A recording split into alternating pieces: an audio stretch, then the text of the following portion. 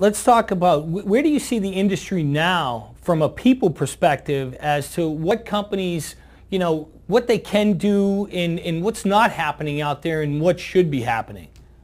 Yeah, I think that, again, especially with the last 2 or 3 years when we've been in this crazy recession or whatever you want to call it. I know we're seeing some positive news now, but I think what happens is we get so caught up in the task, and I think the restaurant industry is task saturated. And so I think there's a lot of restaurant companies out there that aren't taking the time to do this kind of work.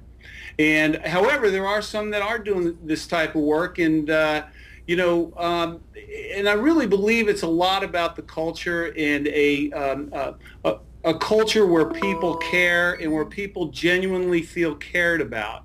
And I think that some organizations are so busy, trying to make money and trying to keep their heads above water that becomes a secondary consideration, which just adds to the chaos. And if they would take a step back and say, okay, how can we help our people become better? How can we help our people do a better job? How can we train and develop them specifically to their needs?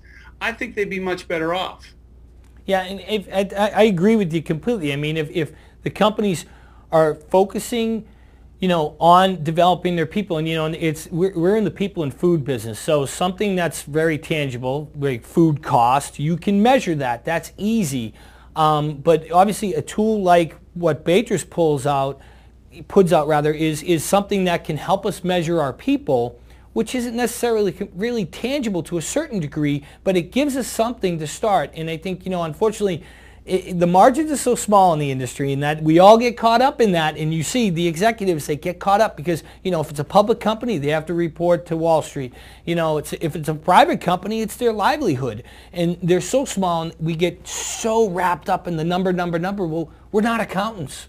We're not in the numbers business. We're in the people and food business. And I think that's a piece where a lot of companies are missing it, and they're not. I mean, I think, it's changing a little bit. I think, as you and I have talked about, Gen Y's coming into the industry, and they're starting to take over. And what have you seen out there as far as this next generation coming in? What do you see happening? Well, the deal is they call them Gen Y for a reason, right? Because they want to know why, and they want to be involved, and they want to participate, and they want to feel like they're part of something bigger, which works to I think companies' advantage. The problem is I don't know that a lot of companies recognize that.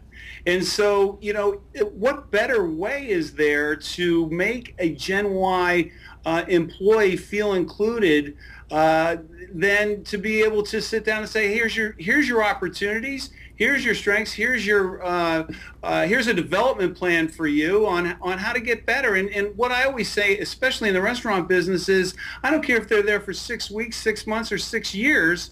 If they are investing themselves in their job and they're working on their ability to do whatever it is, whether it's a server or a dishwasher or a cook, whatever it might be, if they're working and they're improving and getting better all the time, this will serve them for the rest of their life. And so what better way than to sit down with an honest assessment of their skills and ability and say, hey, this is how we want to help you get where you want to go.